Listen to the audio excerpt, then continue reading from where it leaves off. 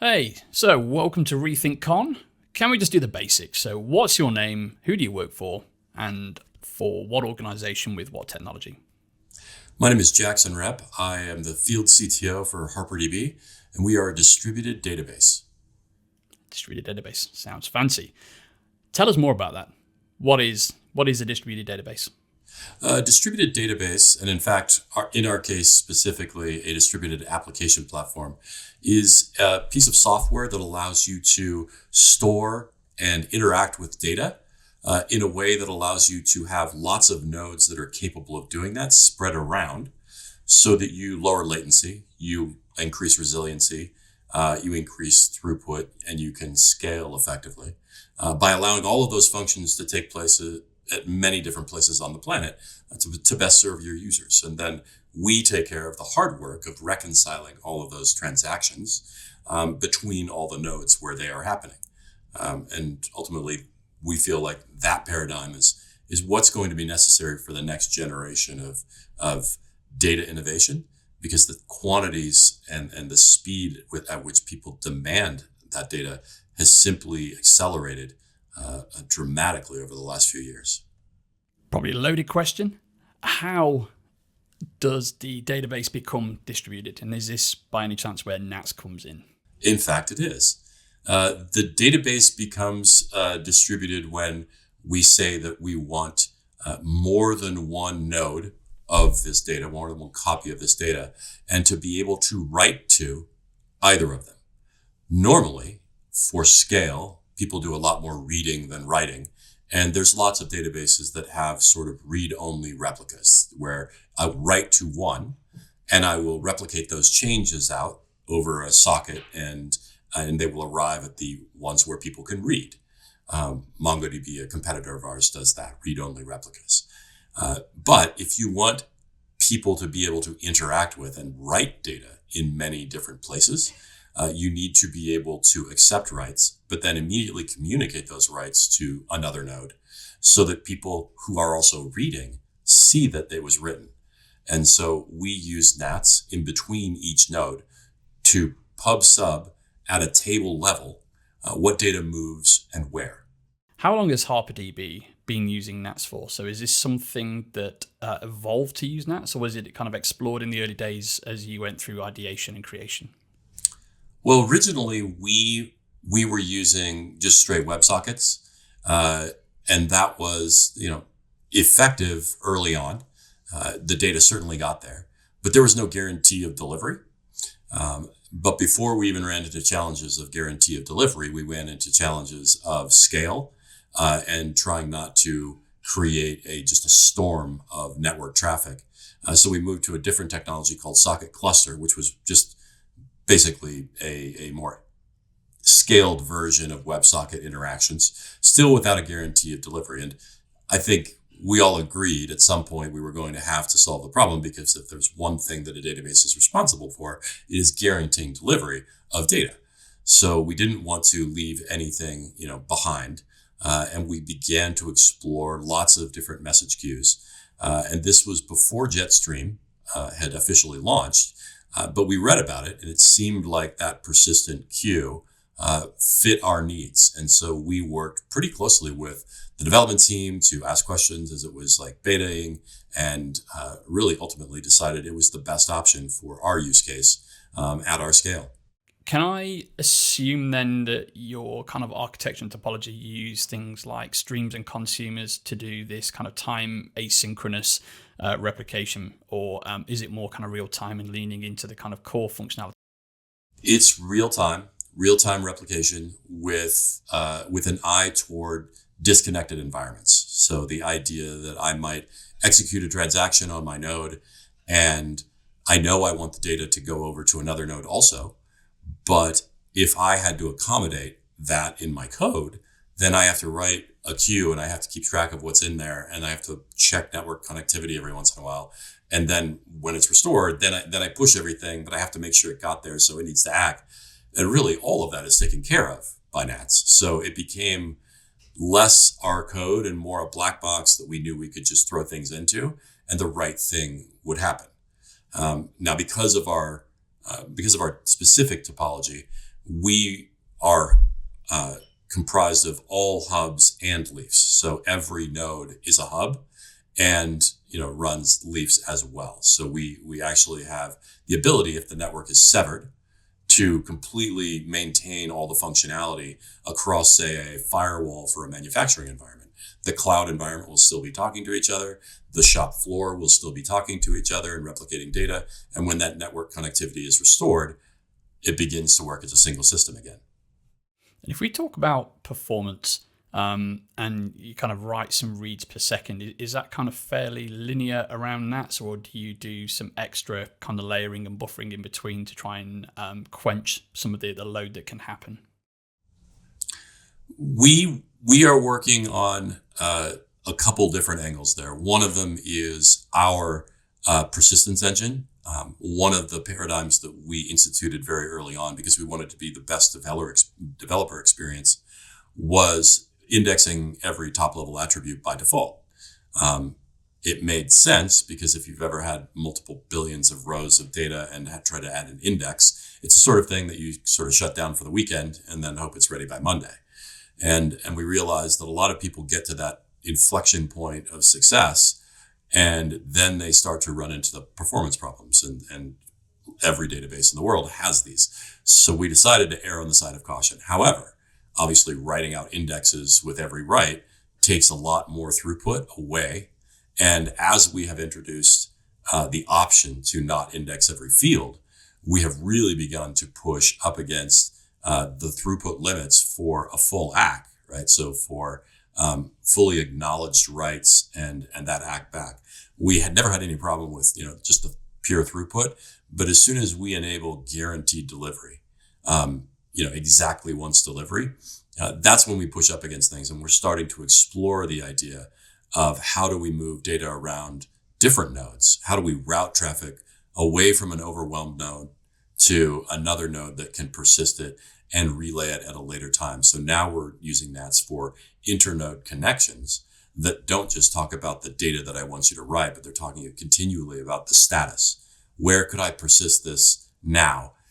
If I haven't gotten that last write, I won't answer the question. I know that people are trying to push data into me, so I'm going to take a minute. I'm going to get myself back together, and then I'll answer that question. But until then, I'm going to route it over to another node that I know has that data. So we have to work around. There's very rare cases, obviously, where we're handling that many writes that we are having difficulty, with back pressure, really. But we are working on lots of different strategies around that. Yeah, that's a super hard problem.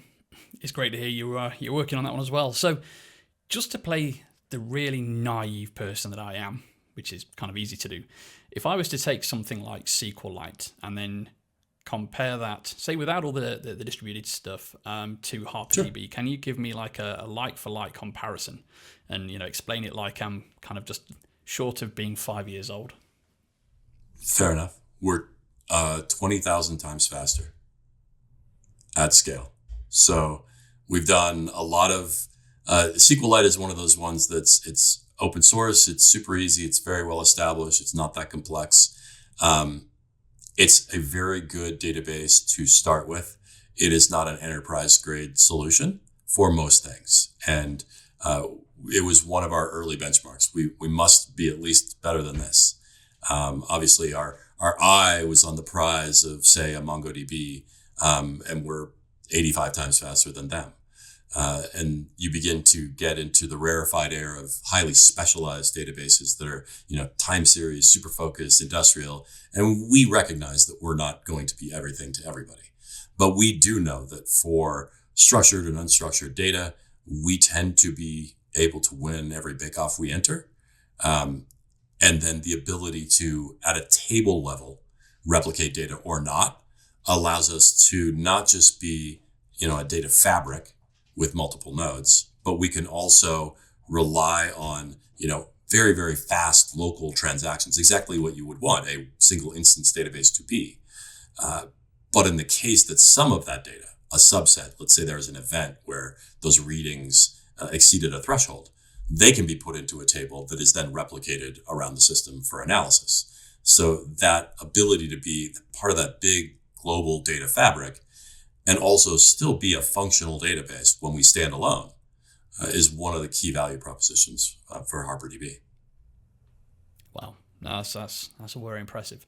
So thinking about now what NATS enables, I think you and your team to achieve, has it given you extra abilities or any shortcuts where you can get to market faster with new ideas? I mean, how would you approach solving new requirements, and how does NATS work into that thought process? And I appreciate 5 questions in one or more.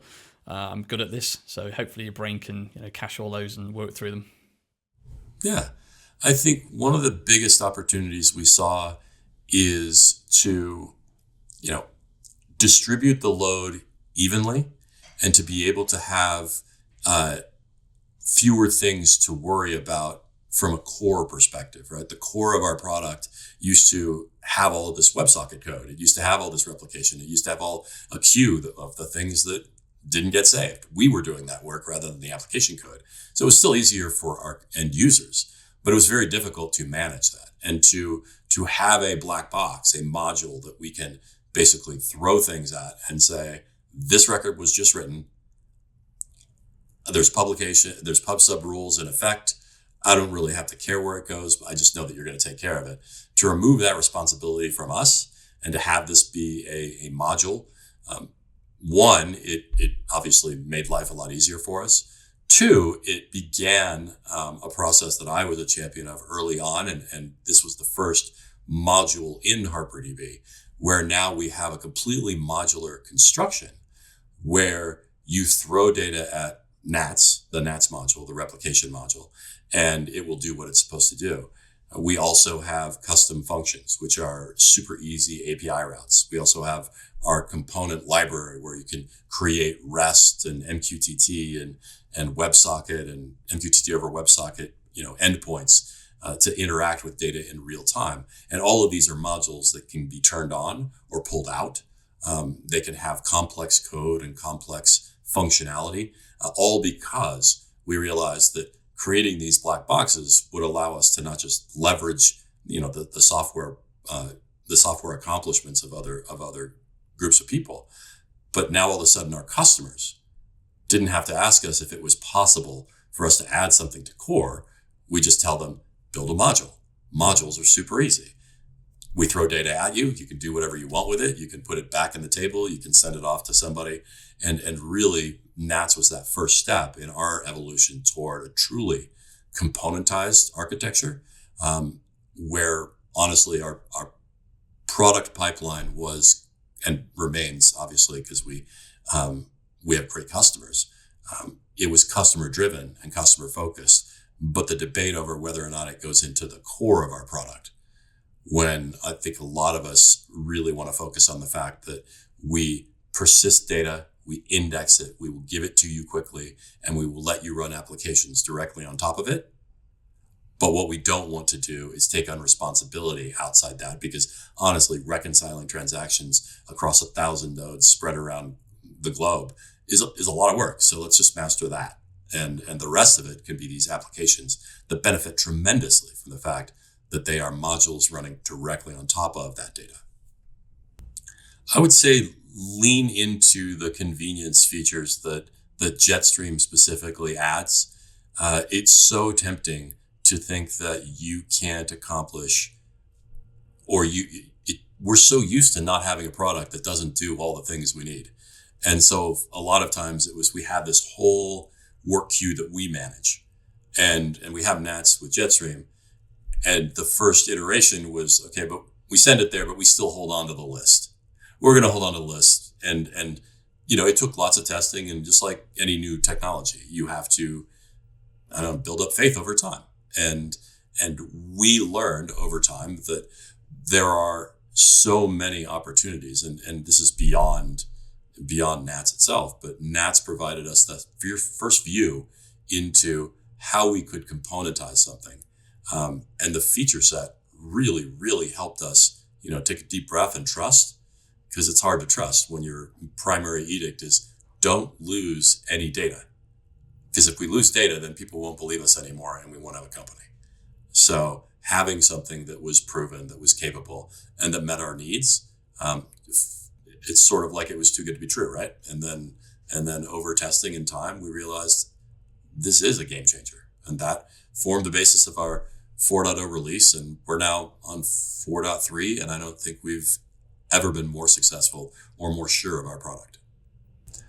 They can find Harper at harperdb.io, and I'm on that website too, as the field CTO and the head of marketing. But I am always open for conversations about how you might want to use HarperDB. So just reach out and let's build something cool together.